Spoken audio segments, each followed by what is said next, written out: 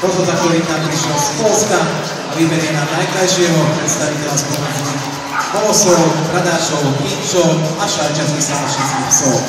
Štvrnitá nemecká doga. Nemecká doga modrá. Lance. Pyrenejský mastik. Tosaino.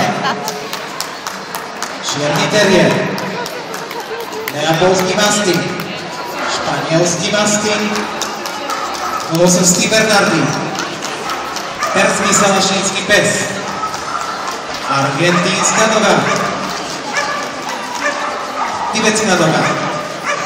Leonberger. Bernardín krátkosrstý. Pyrenejský horský pes. Rottweiler. Bulmastik. Novofolandský pes.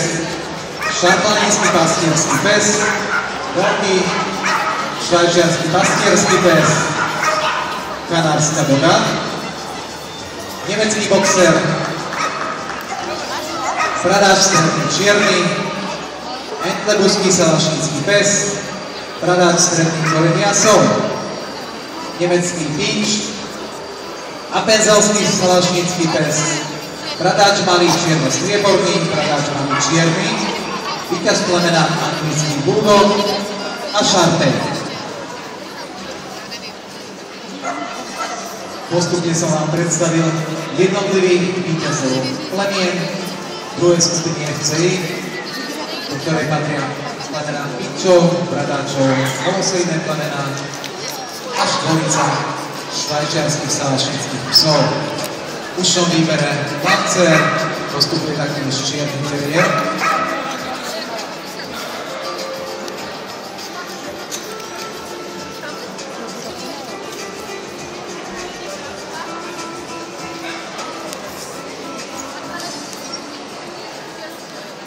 Novofolandský pes.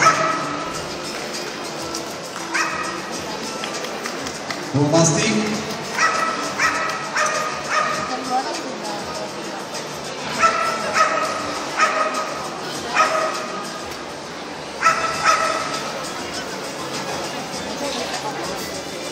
A kanárska doga. Ostatným víťazom jednotlivých plemien blahoželám získaniu tohto titulu na prvej z dvojice medzinárodných výstav psov.